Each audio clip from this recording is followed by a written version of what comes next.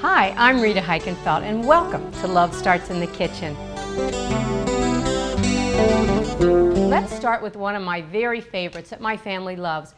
They're called Bodacious Baked Beans. Now, I know what you're thinking. Baked beans are boring. If you bring them to a gathering, hardly any gets eaten. But I guarantee you, with this recipe, Bodacious Baked Beans, that's all going to change.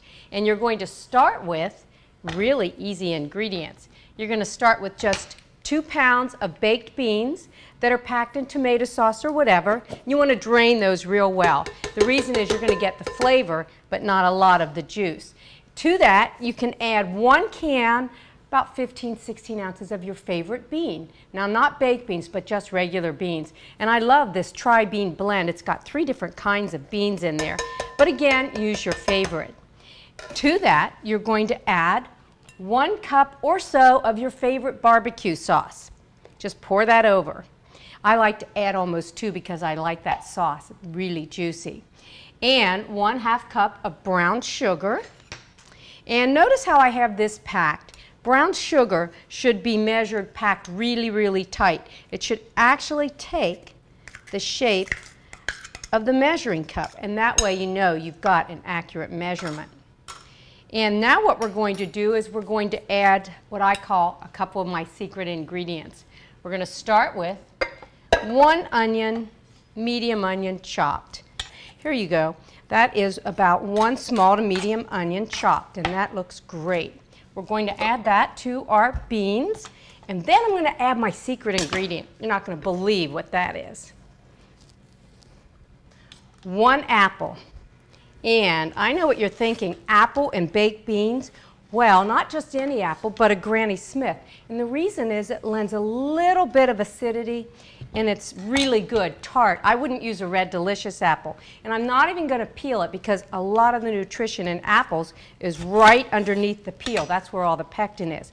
So, and by the way, did you know the apples that brown the quickest are the ones that are the most nutritious?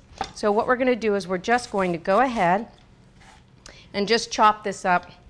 Going to remove the seeds. By the way, if you have little ones in the house, give them a couple of these seeds to plant. It's so much fun. It'll sprout. You're not going to get apples, but it's a fun lesson with plants when you let the little ones use those seeds from fruits and veggies. And by the way, I always say this probably would serve 6 to 8, but you know what, on a buffet, 8 to 12 at least. And beans, yes, they're a carb, but they're a wonderful carb. They have some protein in there, and beans just pull cholesterol out of your body. So anytime you can eat beans, get your family to eat them or your friends. That's a good thing. So this already smells so good. But to gild the lily, you know I always have to add one more thing.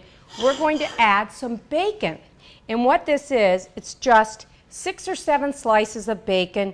And if you notice, I have already chopped it before I put it in the pan. If a recipe calls for bacon that's cooked and crumbled, cut it before you saute it, and the reason is you'll get a much more even saute. So again, if you're doing this all vegetarian, the bacon is not necessary, but oh my gosh, it's so good. You could use turkey bacon if you want to, or some of the soy products. That's all there is to it. And actually, if you don't want to heat up the oven, this can also be put in the microwave. I would say medium heat for about 20 minutes, 15 or 20 minutes. So here we go. I'm going to just pour it in. Oh, that looks so good. 9 by 13 pan works well. This is just one of my favorite earthenware casseroles. It's really good. And you know what? The wonderful thing about this is it tastes great whether it's hot, cold, or room temperature. So I'm just going to wipe the edges. I'm going to put this in a 350-degree oven, about 40 or 50 minutes, and then it'll be ready to serve.